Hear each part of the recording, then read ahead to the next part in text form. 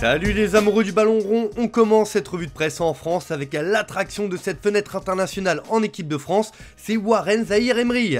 Le milieu de terrain des Bleus et du PSG fait la une de l'équipe qui placarde que c'est un rêve bien réel. À 17 ans et 8 mois, Warren Zaïre-Emery devrait décrocher demain sa première sélection avec les Bleus, une précocité rare. Et le Titi parisien bluffe tout le monde car dans ses pages intérieures, le Parisien estime que Zaïre-Emery réussit son premier oral après sa conférence de presse d'hier. Pour le progrès, le milieu a une aisance à toute épreuve.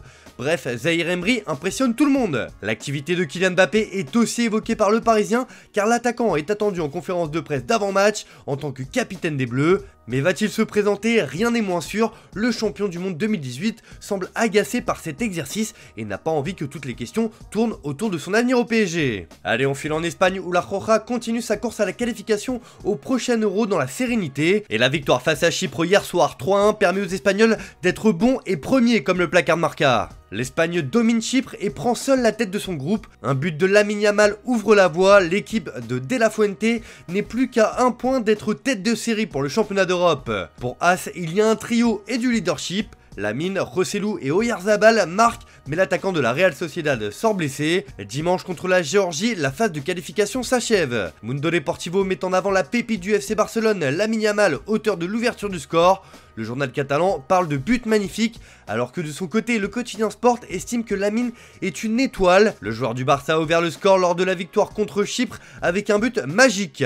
Dans le même groupe, l'Écosse a concédé le match nul contre la Géorgie 2-2. Pour le délai record, les Écossais laissent passer l'occasion de coller en tête du groupe, mais la qualification reste proche. Le Portugal aussi est sur une série impressionnante, les coéquipiers de Cristiano Ronaldo se sont imposés face au Liechtenstein 2-0, toujours dans les qualifications à l'Euro 2024. Une victoire sereine qui fait la une d'Abola ce matin qui rapporte que Cristiano baptise 3 personnes. 9ème victoire en 9 matchs dans la campagne portugaise pour l'Euro 2024. Rosessa, Totti et Joao Mario rejoignent les 124 internationaux qui ont déjà fait leur début avec CR7 dans l'équipe. Dieu a encore égalé et fait la une de tous les journaux sportifs du pays comme Record, qui parle d'une autre promenade pour les hommes de Roberto Martinez sur sa couverture. Enfin, Ojogo indique de son côté que c'est la 9ème sans symphonie et un joli clin d'œil à l'hymne européen de Beethoven. De l'autre côté de l'Atlantique, l'Argentine s'est inclinée 2-0 face à l'Uruguay.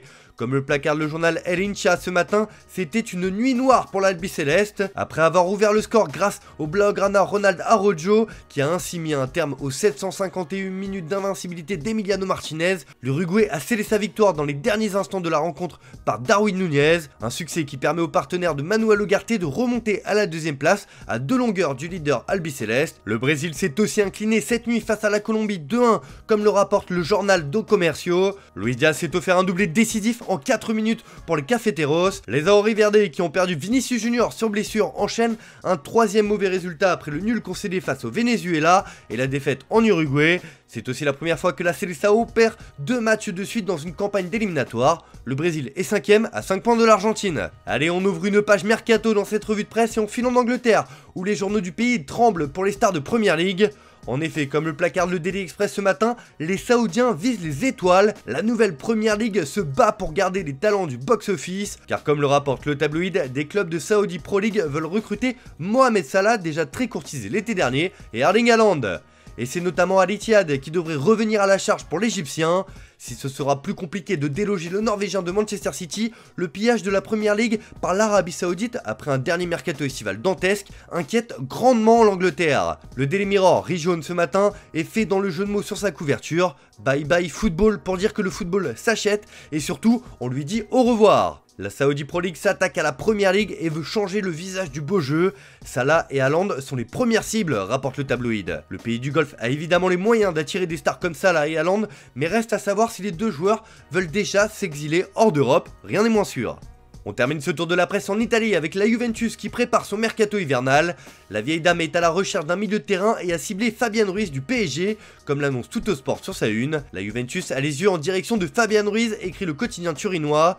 Le milieu de terrain espagnol ne traverse pas la meilleure période de sa carrière au PSG et est notamment lié à Cristiano Guintoli, le directeur sportif de la Juve, qui a eu le mérite de le recruter en provenance du Betis et de l'emmener en Serie A à Naples à l'été 2018. Ses agents ont été aperçus dans les rues de Turin ces dernières heures. Le journal parle d'une visite de courtoisie mais n'exclut pas qu'il puisse y avoir aussi un intérêt sur le mercato, étant donné les bonnes relations entre les différentes parties. La valorisation de Fabian Ruiz se situe autour de 25 à 30 millions d'euros, mais la Juve pourrait tenter de demander un prêt avec obligation d'achat sous certaines conditions.